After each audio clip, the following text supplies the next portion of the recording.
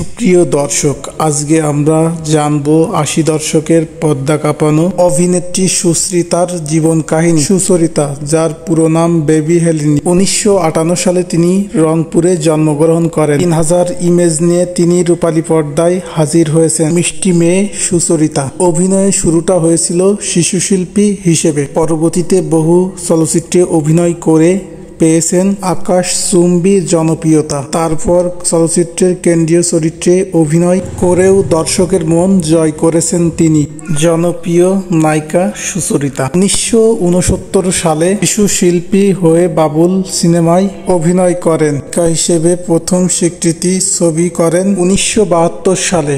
প্রথম দিকে তিনি সফল না হলেও ১৯৭৭ সালে আব্দুল্লাহ লতিফ বাদশা পরিচালিত জাদুর বাঁশি ছবিটি তাকে জনপ্রিয় শীর্ষে পৌঁছিয়ে দেয়। এরপর তাকে আর পেছনে তাকাতে হয়নি। একের পর এক ব্যবসা সফল এবং হিট সিনেমা উপহার দেন দর্শকদের। রোমান্টিক চলচ্চিত্রে জুটি করে ওঠেন তার সাথে ইলিয়াস কাঞ্চন এবং ওয়াসিম এবং উজ্জ্বলের সাথে। সুচরিতার চমৎকার শারীরিক অবয়ব এবং ফটোজেনিক চেহারা তাকে একটা শক্ত ভিটো করে দেয়। তিনি একজন শো অভিনেত্রী ছিলেন। তার উল্লেখযোগ্য সিনেমার মধ্যে রয়েছে এখনো অনেক রাত, হাঙর নদী, গ্রেনেড, কথা দিলাম, দাঙ্গা, জানোয়ার, আসামি, তুফান, ঘর সংসার ইত্যাদি। তিনি ভারতীয় বাংলা চরিত্রে অভিনয় করেছেন তিনি বেশ দাপটের সাথে। ১৯৯৪ সালে মুক্তিপ্রাপ্ত তার ছবি দাঙ্গা চলচ্চিত্রটি ব্যাপক দর্শকদের কাছে জনপ্রিয়তা অর্জন করেন তিনি। এই ছবিতে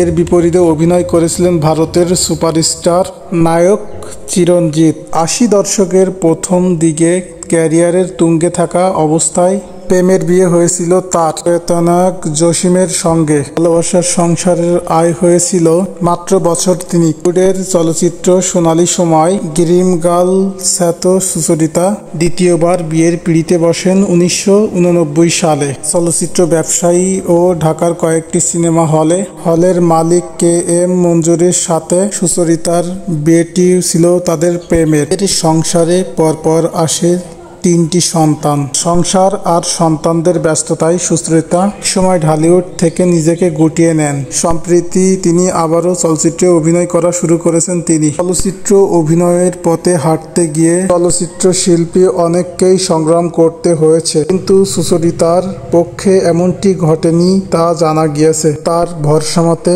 আল্লাহর রহমতে অভিনয় পথ চলাটি ছিল ছোটবেলা থেকেই সহজ। শিশু শিল্পী হিসেবে তার অভিনয়ের যাত্রা শুরু ছিল। তারপর নায়িকা হিসেবে মায়ের চরিত্রে অভিনয় সহ গল্পের কেন্দ্রীয় চরিত্রেও অভিনয় করেন। পেয়েছেন কোটি কোটি সিনেমাপ্রেমী ভক্তদের ভালোবাসা। অভিনয় স্বীকৃতি শুরু পেয়েছেন জাতীয় চলচ্চিত্র পুরস্কারও। ১৯৮১ সালে তিনি বাংলাদেশ চলচ্চিত্র সাংবাদিক সমিতির পুরস্কার লাভ করেন শ্রেষ্ঠ অভিনেত্রী হিসেবে। কাশী নজরুল ইসলাম পরিচালিত হাঙর নদী, গ্রেনেড পরিচালিত সিনেমায় অভিনয়ের জন্য জাতীয় চলচ্চিত্র পুরস্কার লাভ করেন। প্রিয় দর্শক, সুচরিতাকে এবং সুচরিতার অভিনয়কে আপনাদের কাছে কেমন লাগে? আপনাদের দেখা প্রিয় মুভির নাম লিখে যাবেন কমেন্ট বক্সে। আরও এ ধরনের নিত্য নতুন তথ্য জানতে আমাদের চ্যানেলের সাথে থাকুন।